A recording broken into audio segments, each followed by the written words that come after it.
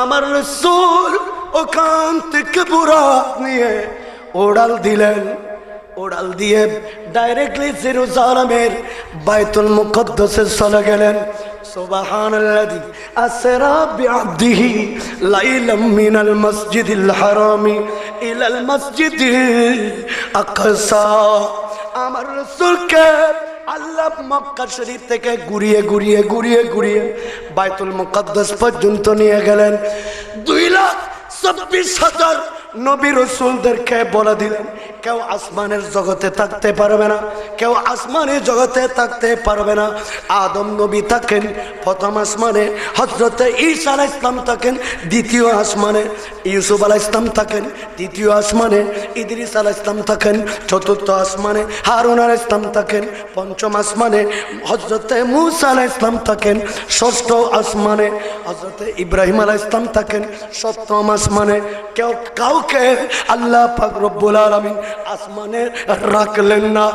আল্লাহ সকলকে বলে দিলেন, তোমরা সকলে তোমরা দলবদ্ধ হয়ে জান্নাতি পোশাক পরে তোমরা সকলে দলবদ্ধ হয়ে যাকে যাকে যাকে যাকে তোমরা বাইতুল মুকদ্দাসে চলে যাও। সকলে বাইতুল মুকদ্দাসে চলে এলেন। কাতার বন্দী হয়ে 2,24,000 নবী রাসূল কাতার বন্দী হয়ে দাঁড়ায় রইলেন। আমার পেয়ারা নবী বাইতুল মুকদ্দাস গিয়ে নামলেন।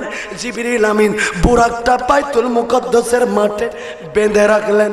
বুরাকটা বেঁধে আমার পেয়ারা নবী মুস্তাফাকে হাতে ধরে জিবরিল আমিন বাইতুল মুকদ্দাসে প্রবেশ করালেন।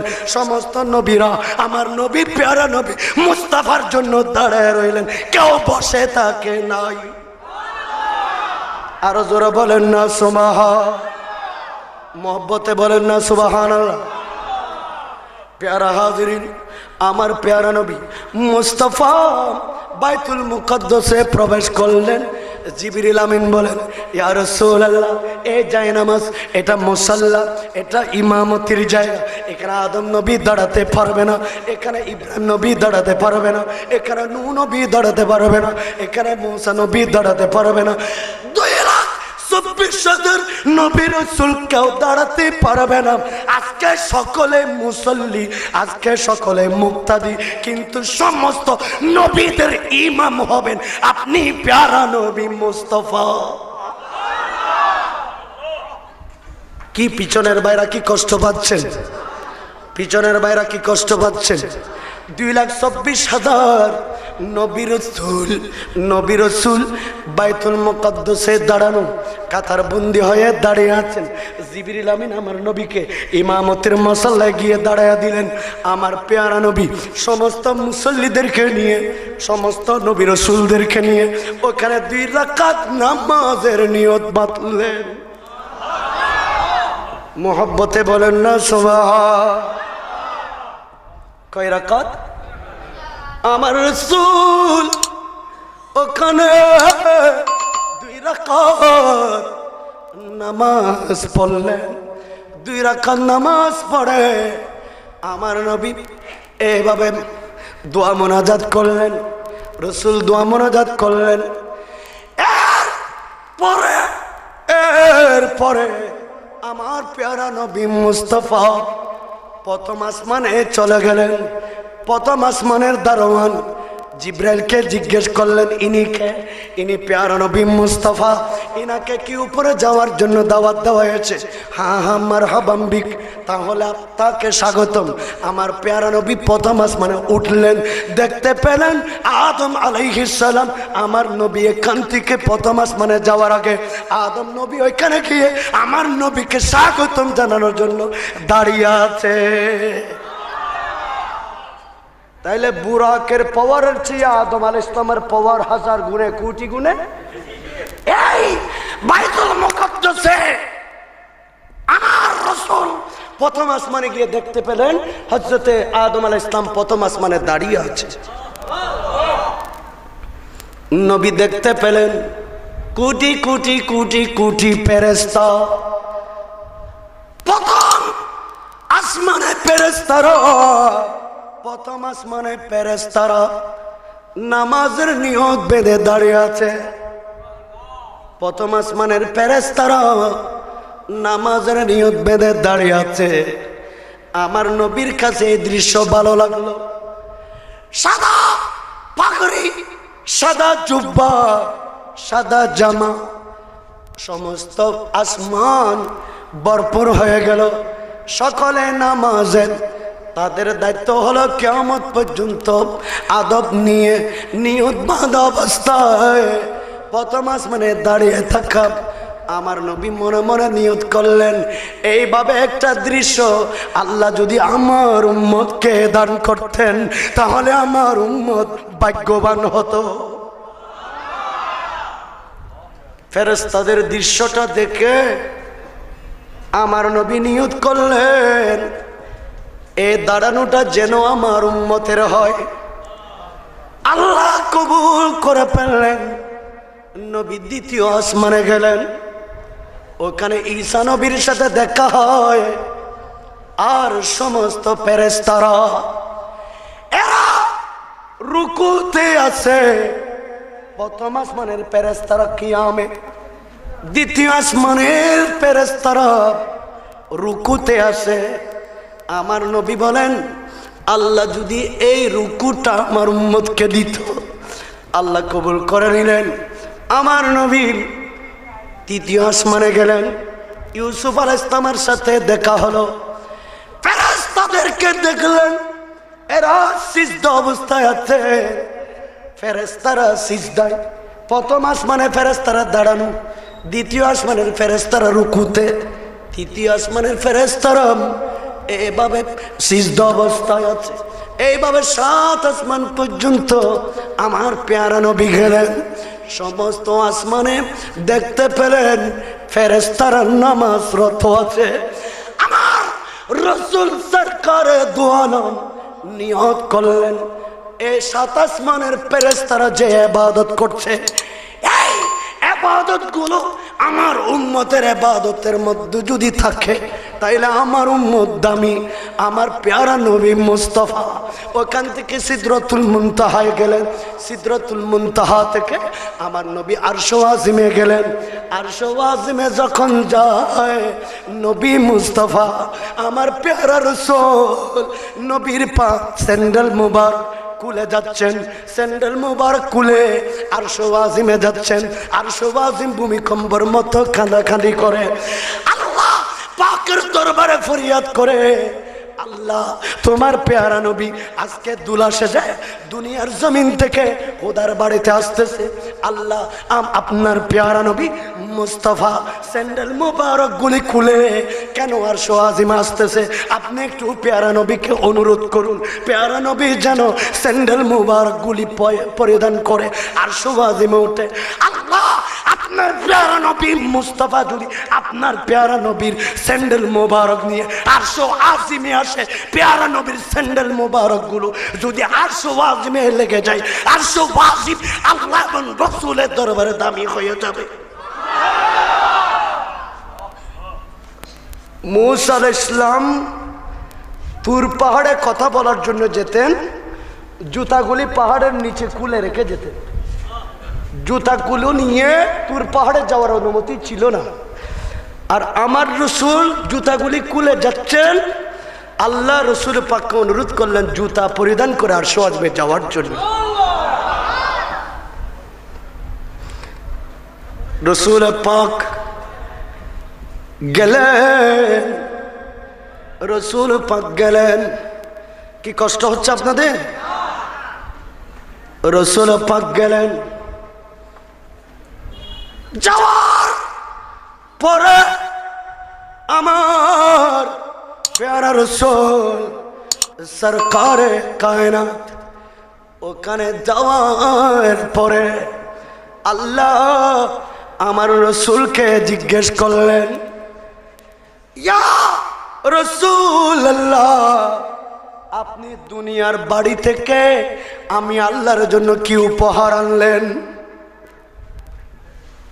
আমার নবী দুনিয়া থেকে আল্লাহর বাড়িতে গেলেন, খালি হাতে গেছেন না উপহার নিয়ে গেছেন? কি আমার রসুল বলেন, আত্তাহিয়াতুম লিল্লাহি ওয়াসসালাওয়াত। আল্লাহ, আমি রাসূল, আমার নামাজ, আমার ইবাদত, আমার উম্মতের ইবাদত সব গাঁটটি বেঁধে আপনি খোদার জন্য নিয়ে এলাম। আল্লাহ গাঁটটি ভরা নবীর উম্মত আমাদের ইবাদতগুলি পেয়ে খুশি হয়ে গেলেন। আমার নবীকে বলেন, আসসালামু আলাইকা ইয়া আইয়ুহান নবিয়্যু। এই ইবাদতগুলি পাওয়ার পরে আল্লাহ আমার নবীকে একটা সালাম দিলেন। একটা কি দিলেন? বলেন না কি দিলেন? সালাম দিলেন। সালাম দিলেন। নবী আত্তাহিয়া দিলেন, আল্লাহ সালাম দিলেন। এই কারণে নামাজের ভিতরে আমার প্যারা নবী মুস্তাফাকে সালাম দেওয়া কিয়ামত পর্যন্তের জন্য আল্লাহ ওয়াজিব করে দিলেন। আল্লাহ আমার নবীকে যখন সালাম দিলেন, আমার নবী বলেন, আসসালামু আলাইনা ওয়া আলা ইবাদিল্লাহিস সালিহিন। এইভাবে আল্লাহ আমার রাসূলকে সালাম দিলেন। নবী আমরা উম্মতদেরকে সালাম দিলেন। উম্মতদেরকে সালাম দিলেন। জিবরিল আমিন বলেন, अगर एक सरे मुए बरतर पुरम फरूगे तो जल्दी ही बसुजत पुरम। या रसूल अल्लाह, आमी जुदी আপনাকে নিয়ে সিদরাতুল মুনতাহা থেকে এক কিঞ্চিত পরিমাণ যদি উপরে যায়, আমার সমস্ত ডানা আমি আল্লাহর কুদরতের নূরে জলে পুরে সারকারা হয়ে যাব। আমি এখান থেকে উপরে যেতে পারবো না। আমার যাওয়া শেষ। নবী একাকী হয়ে গেলেন। কিন্তু ওই মুহূর্তে আর আসমানি জগৎ থেকে, ওই মুহূর্তে রুহানি জগৎ থেকে রফ নামে একটা বাহন আসলেন, একটা গালিচা আসলেন। রফ নামে একটা প্লেন আসলেন। উনি এসে আমার নবীকে বলেন, ইয়া রাসূলুল্লাহ, এখানে জিবরিল যেতে পারবে না, এখানে কোনো ফেরেশতা যেতে পারবে না। ইয়া হাবিবাল্লাহ, আমি আসলাম, আপনি আমার পিঠে উঠেন। তখন আমার প্যারা নবী আস্তে করে সেই গালিচায় নবী বসে গেলেন। কিন্তু আমার প্যারা নবীর গায়ে একটা নূরানি, আমার নবীর গায়ে একটা চাদর মোবারক, আমার নবীর গায়ে চাদর ছিল। আমার প্যারা নবী চাদরখানা গায়ে সুন্দরভাবে দিলেন, ওই গালিচায় বসলেন। বর্ষা আমার প্যারা নবী যেতে যেতে যেতে যেতে যেতে যেতে লামকান, যেখানে উত্তর নয়, দক্ষিণ নয়, পূর্ব নয়, পশ্চিম নয়, আল্লাহ আল্লাহ তাকে ওখান পর্যন্ত আমার রসুল চলে গেলেন। চলে যাওয়ার সাথে সাথে আল্লাহর বাড়ির গেটের দরজায় যাওয়ার পরে আমার নবী চাদরে রফ নামক বাহনকে চাদরের ভিতরে লুকিয়ে ফেললেন। রফ এটা আমার নবীর চাদরে নিয়ে নিলেন।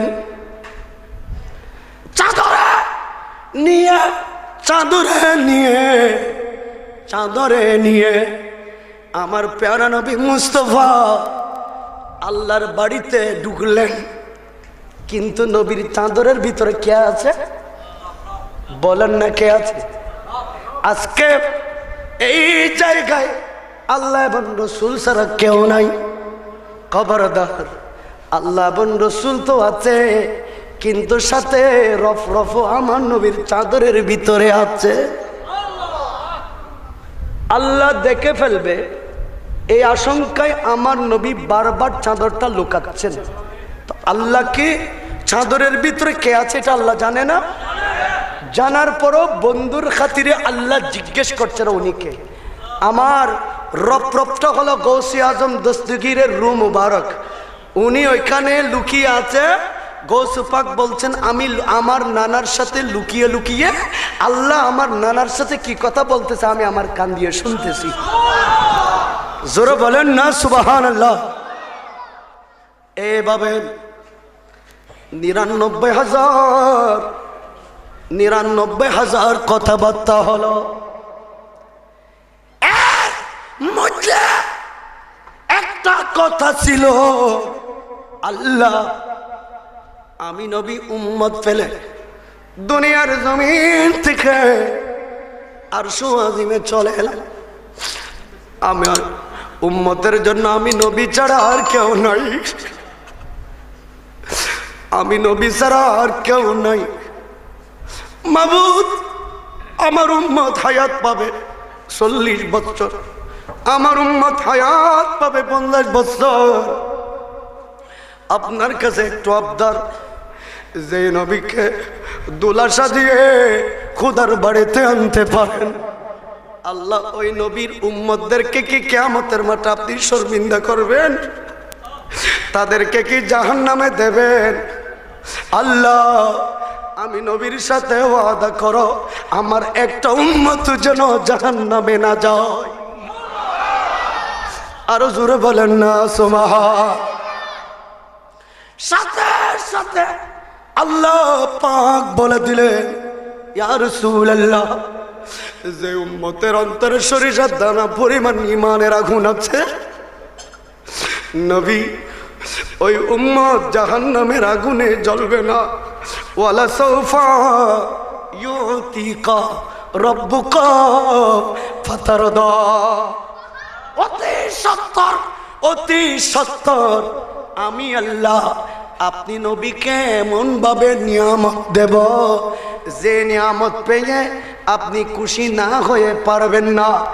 এই আয়াতের তাফসীরে পাকে ইমামে আলা হযরত বলেন, আমার নবী এই আয়াত নাজিল হওয়ার পরে আমার নবী বলে দিলেন, আমি নবী আমার একজন উম্মত যদি জান্নাতের বাইরে থাকে, আমার একজন উম্মত যদি জান্নাতের বাইরে থাকে, তাহলে আমি তাকে পেলে জান্নাতে কদম দেব না। জোরে বলেন না সুবহানাল্লাহ।